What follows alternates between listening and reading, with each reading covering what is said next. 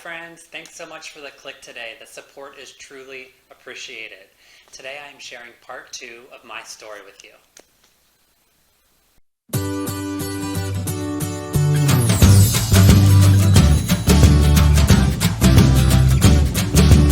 So I had this persistent, dull headache for over 2 weeks at the time, and it was coming up on the holiday season. So I had taken a few weeks off of work and I was back in Ohio, and I was actually at my sister's house, and it was New Year's Eve, and we traditionally always did a big New Year's Day party. So we were kind of prepping food and cleaning the house and just sort of hanging out at home on New Year's Eve. And all of a sudden, I felt like I got hit in the head with a hammer. It was the worst pain I felt in my life, and I sort of slumped over, and the entire right side of my body went numb and sort of loose, and I had no control over it. So of course I am terrified, and at the same time not wanting to scare my sister, but it was serious enough, obviously, that we decided to go to the ER right away. Clearly something was wrong. So we get to the ER, and side note, funny story, we still give my sister shit for it, but she pulled up to the ER and like the unloading area and was like, okay, go ahead in and I'll be right in. I couldn't walk, I could barely talk, I couldn't see.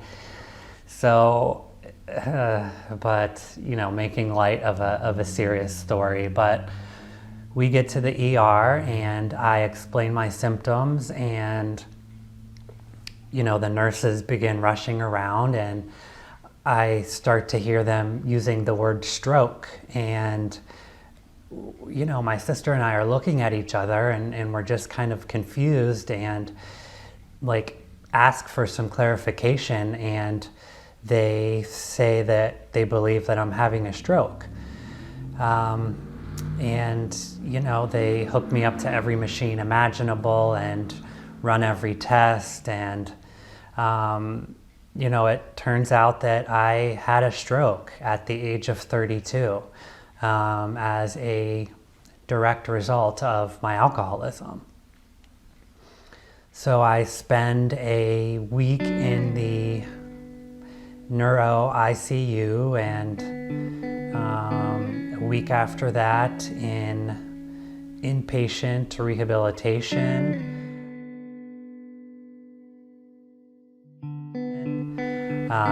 And months after that in outpatient rehab, and I had to learn to walk again.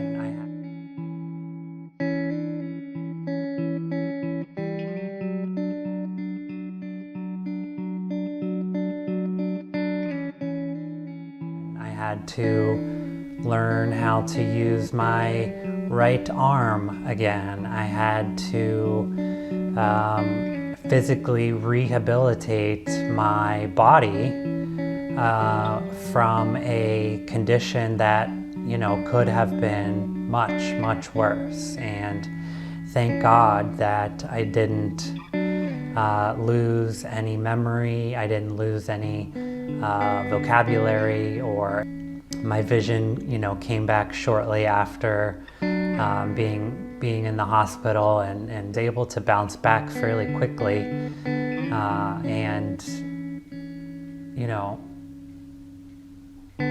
I just thank God that there are no permanent side effects to this day, other than a little tingling in my extremities, and I'm a little clumsier than I was prior to the stroke, but it truly should have been an eye-opener and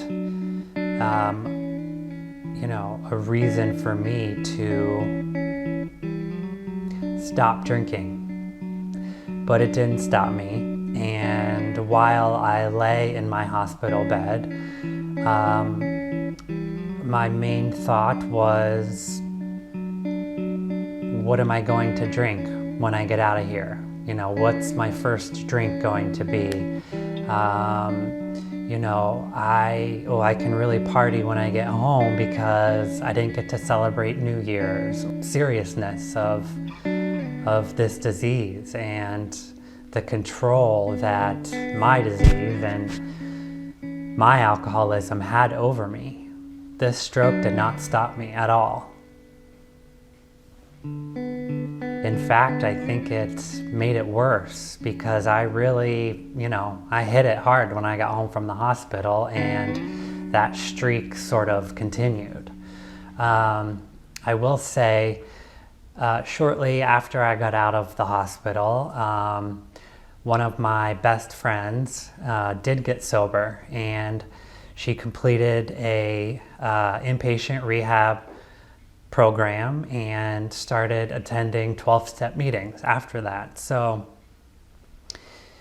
around a few months after I got out of the hospital, she would start, dropping little hints or telling me about a meeting that she went to and inviting me to a meeting, and was never, overbearing about it or never judgmental about it. She was very sort of easy about making recommendations or making suggestions to me because she knew the state that I was in, and she knew sort of what could be on the other side.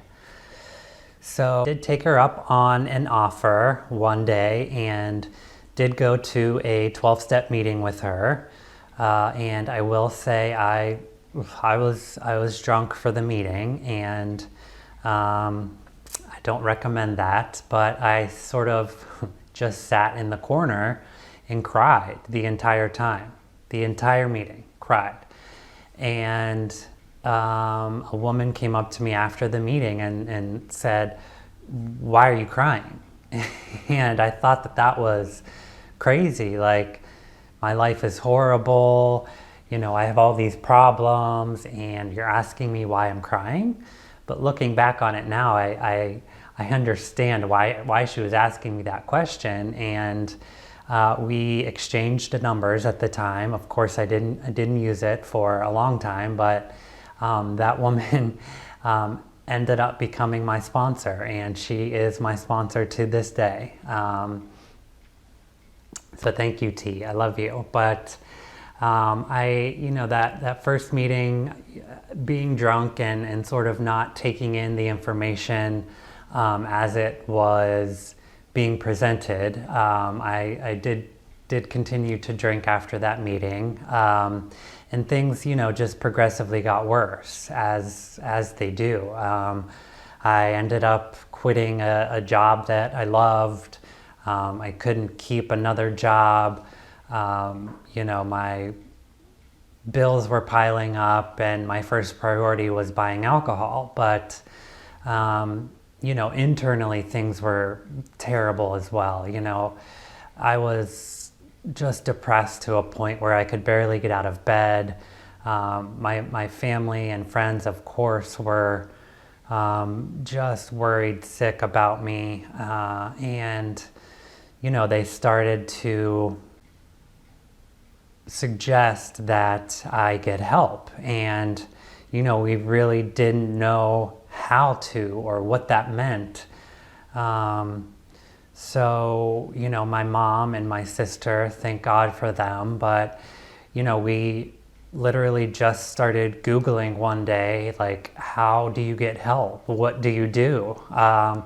And we found Netcare here in Ohio that will, take you in a crisis situation and try to get you into a detox facility or a rehab facility.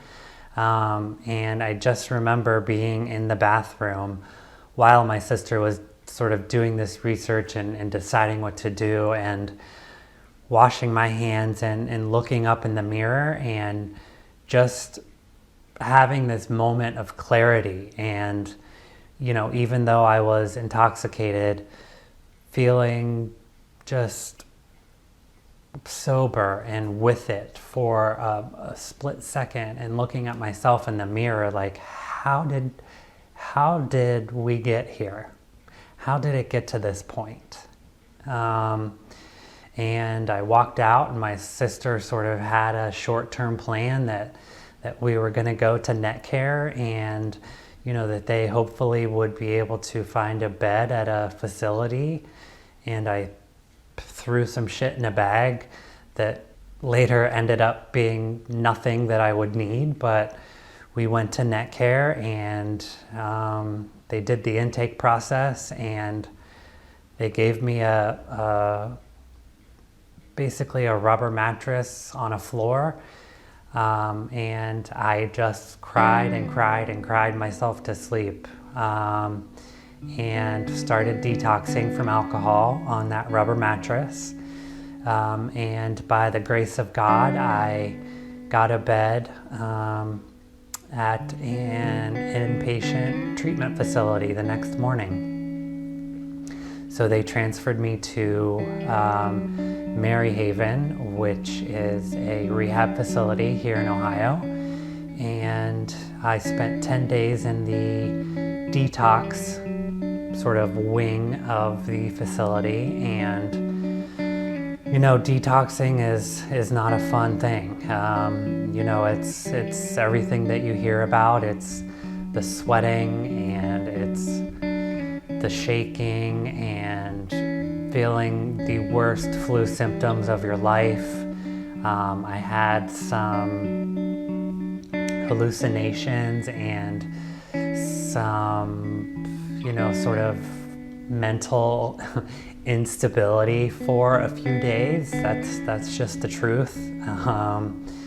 But they were able to, provide some medication to make the symptoms a little less intense. But that process was about 10 days, and not a fun 10 days. So I completed the entire 6-week inpatient program, and it was, it saved my life. It truly was a necessary experience for me to sort of jumpstart into, this life of sobriety and recovery. I was side by side with heroin addicts, people who came directly from corrections and had been involved in murders, and we were all together. We were all there for the same reason, and it was really humbling. And I am so grateful for that experience. I graduated. I think it was the day before, or 2 days before Thanksgiving. And I went to a 12-step meeting immediately. I went home, I unpacked, I showered, and I went to a meeting with my best friend who had introduced me to the program and to sobriety. And that sort of just got the ball rolling of, interacting with other alcoholics who were in recovery, introducing myself to, people who had a couple months under their belt, a couple years, and, hanging out with people who could guide me and sort of direct me on this path. And most of those people I still am close with and interact on a regular basis. When I think about what has kept me sober for over 5.5 years now. It's, you know, it's meeting and talking to those people. It's talking to my sponsor. It is helping new alcoholics. It is the support of my friends and family. I think it's all of those things together, at least for me, that do the trick. And I don't know if it's one of them or all of them. So I'm just going to keep doing everything because it's worked thus far, and I don't want to jinx anything. As far as the support of my friends and family, I really wouldn't be here without them and without it. So I can't thank them enough. You know, at times when I didn't care about anything, they did, and they stuck by me. So really it goes so far beyond just to thank you, but truly thank you.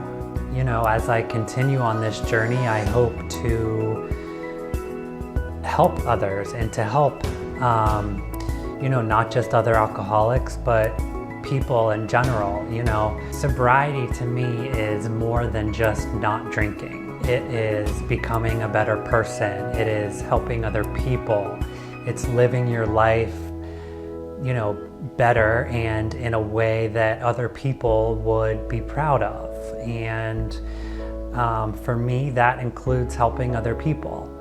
Part of the reason that I decided to start making these videos and to sort of make this channel and do these vlogs was to help people. So, you know, it's starting out with recovery videos, but I certainly hope to expand upon that and, you know, help people in general, not just those in recovery or those with family members in recovery. So again, I hope that you've heard something that resonates or that you can relate to. That is why I'm doing this. So if you think this video would help another person, please share it with them.